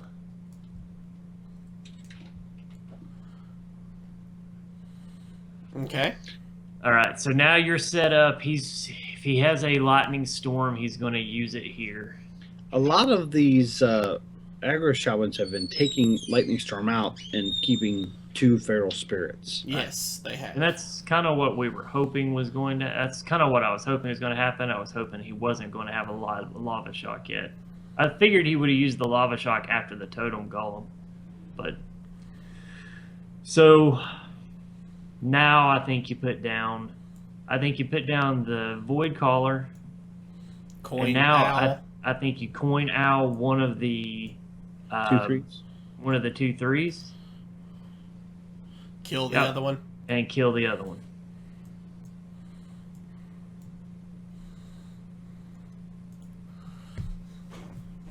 Now, if this is the version that's only running 1 Earth Shock, he only has 1 way to get rid of that Dreadsteed. Yeah. My He's just bet gonna go is face. he's going to go face. Yeah. And there's probably not going to be a whole lot we could do about it. Except draw unless Reno. We draw either Reno or Void Caller gets Mal'Ganis out. Well, we can't kill the void caller No, we can't.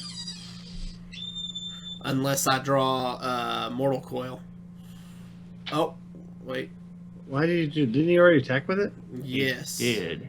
Yep. Wah, wah, wah. Oh. Yeah.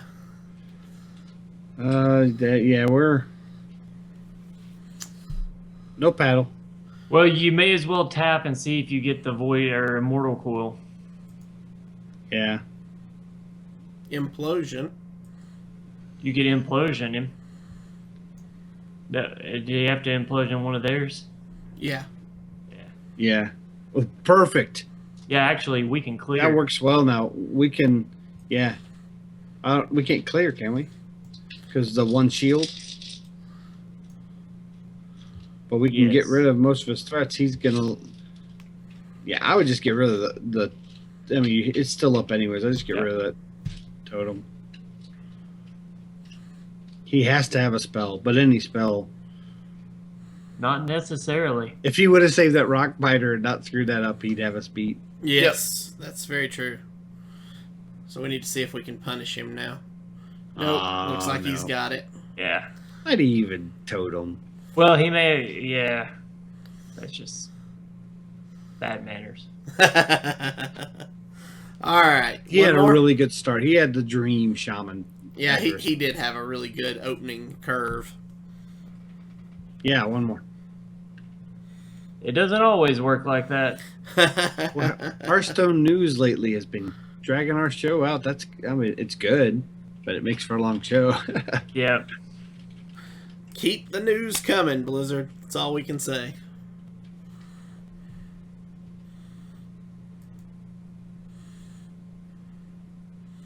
All right.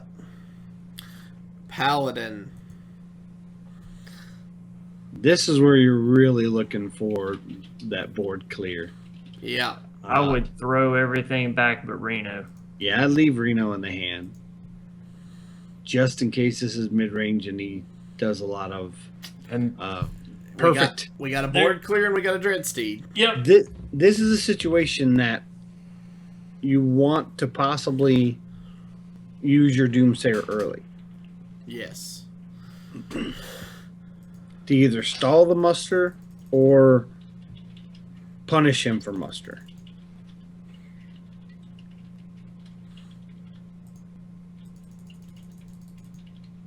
So are we thinking coin Dreadsteed turn 3?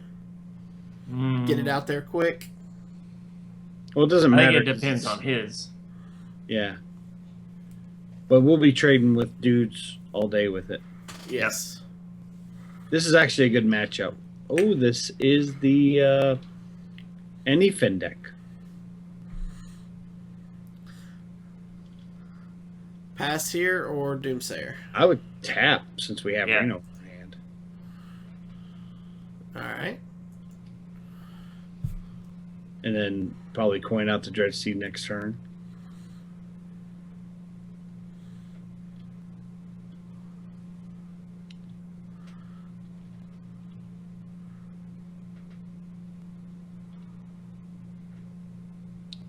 See, the only problem that we have now is that if he's running True Silver Champion, he's got enough to kill it.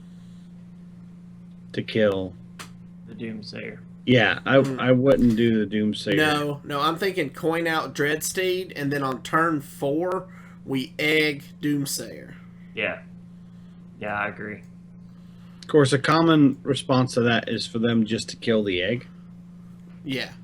Because then it kills the 4/4. So we'll have to see what the board state's like. And see how much reach he'll have to cause. So now he's going to draw off this. But honestly, that's not terrible for us.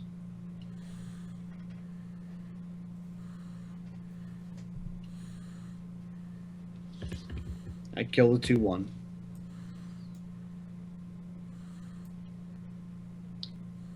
Do we want to Doomsayer? I think we Doomsayer an egg. Okay. They are going to clear the egg, though. Which is going to kill the 4/4. We could always Doomsayer and tap. Yeah, that's kind of what I was thinking. Because we have the heal in our hand. Yep.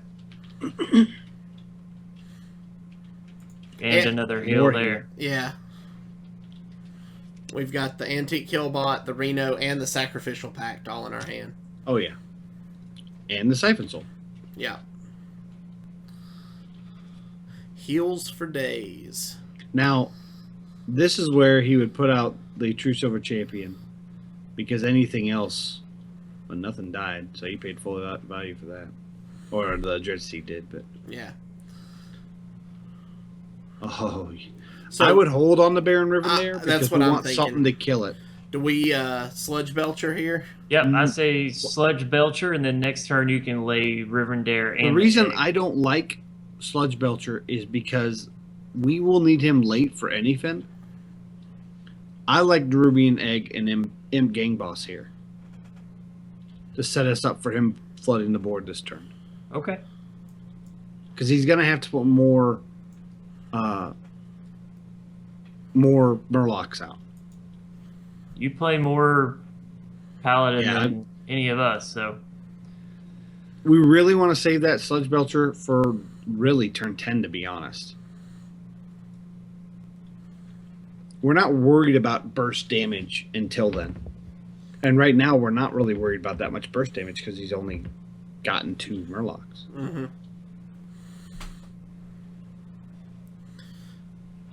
All right. So now we could Baron here and attack, get 2 Dreadsteeds, and then Mortal Coil and get another one. We don't want to flood too fast because we need to be able to put Reno out. Okay. Or Antique Killbot or any of those others. Yeah. I'm inclined to go ahead and kill this with the Steed this turn, tap again, and then maybe put out a value Big Game Hunter. I don't think there's anything in here Big Game Hunter can touch. Except maybe Dr. Boom. Yeah, let's save him But we for have Dr. the Siphon Soul. Well, I was going to say, let's save him for Dr. Boom. Let's... Well, Just tap. I was going to say Antique Killbot. Okay.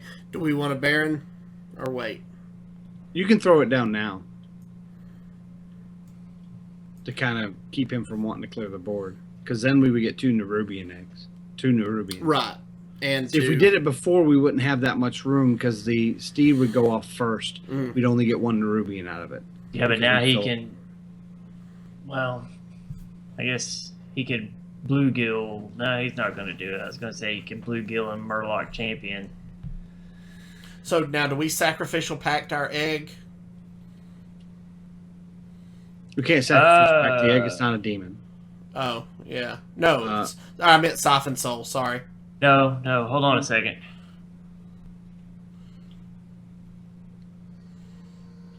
What if you attacked with the Imp, then Hellfired, then hit the Sludge Belcher with the Dreadsteed? We'd have to attack with the Dreadsteed first. Because it would die. It would die and then have couldn't summoning attack. sickness. Yeah. That's fine. Attack with both then. Yeah, okay. I see where And you're now Hellfire. and then you can mortal coil the slime. Right. Yeah, good call. Good math in that. Look at that. Oh, look at it. Now this is a good board state. Should we sacrificial pact one of our Dreadsteeds? Well, no, probably not. Don't do. Yeah. A 10 damn. Well, he only needs 6, but I can't imagine 6 in burst. Yeah, he can bluegill Murloc. Oh, quality. Consecrate. That really isn't.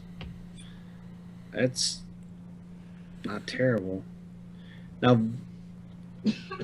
this is probably about the time I would start worrying about healing. I don't know about Reno, but Antique Killbot here. Yeah, Antique and maybe sack one. Yeah, Antique and sack one, and get ready to Sludge Belcher next turn. And I would not tap.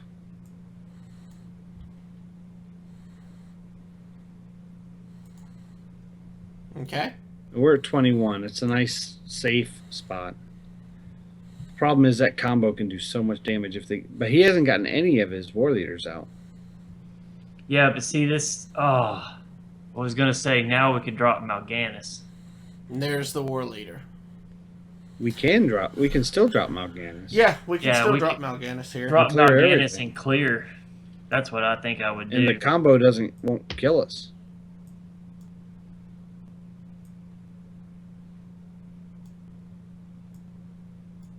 He's got to get rid of Mal'Ganis.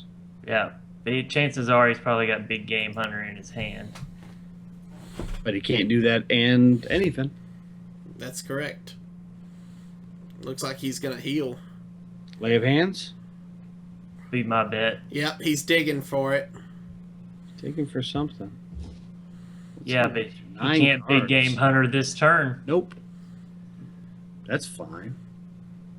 Heck, we could silence it for lethal when we get to that point. Now I want to Sludge Belcher. Mainly to protect the Mal'Ganis more than anything else. Yeah. And then just, face. And you can tap now and it will not do 2 damage to you. That's correct. Okay. Value Dreadsteed. This is how this deck's supposed to run. Absolutely.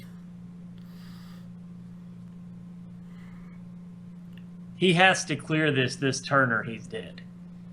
He can try to heal out of it, but I can't. Yeah. So, Soften Soul the... Hold on just a Absolutely. second. Hold on a second. I want to see if you have lethal. We have 15 here. What's 15 and 9 is... We've got lethal. Because we can silence... You're right. We want to run everything in except Mal'Ganis. Then silence Mal'Ganis and then get lethal. Math. Mathing for the win. Now we silence the Mal'Ganis Yeah. and run him in for 9.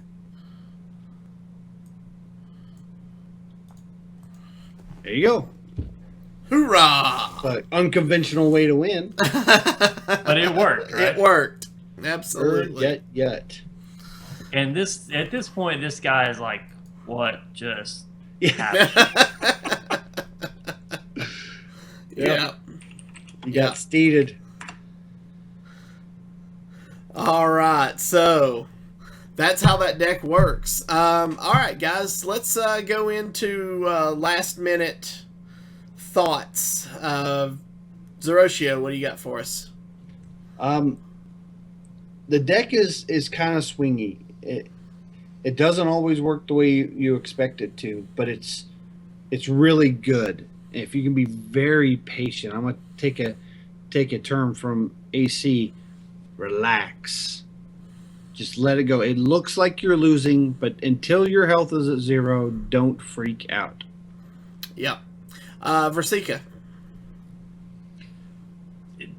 Yeah, just what you guys said. This deck requires patience. You have to be willing to tap when you don't think you should tap. You need to be looking for Reno. You need to use your sources of healing wisely. I play this a little different than you do. and I'm much more dependent on Jiraxis. I guess that comes from all of my handlock games. So I'll win a little differently than you, but the bulk of the deck is the same, and that is control the board, control the board, control the board, exhaust their resources, and then just go after them with the Dreadsteeds and the couple of big hitters you've got. Yeah. And like you saw, it's a lot of fun. There's different ways to play. There's different ways to win. So go out there and have fun with it. Also, make sure to check out HeroPowerHS.com and read Versika's blog post that he wrote this week. It's very good, very informative. Gives you some thoughts about what to look for come standard. All right, guys, if you have any questions or comments about the show or the deck that we played, please email us at heropowerpodcast@gmail.com. Also, please hit that subscribe button below on YouTube if you've not done so already, and give us a follow on Twitch to be alerted as to when we go live. Also, remember to check out our Patreon, because once we hit our first milestone, we've got prizes to give away, and we can't wait to start giving you guys stuff back. For more details on that, check out patreon.com/heropower. And as always, guys, good gaming. I do want to throw one thing in. I know we're throwing off the curve, but this weekend Hero Power is going to be at Conooga in Chattanooga, Tennessee, the 19th through the 21st. If you live in the Chattanooga area, I know we have a few listeners that do live there. Come check us out. Come down to Conooga. It's one of the best conventions in Tennessee, and make sure to come by us and get a sticker, and tell us how you like the show. Yep, we'll have stickers to give away, guys. All right, have a good evening. See you next week.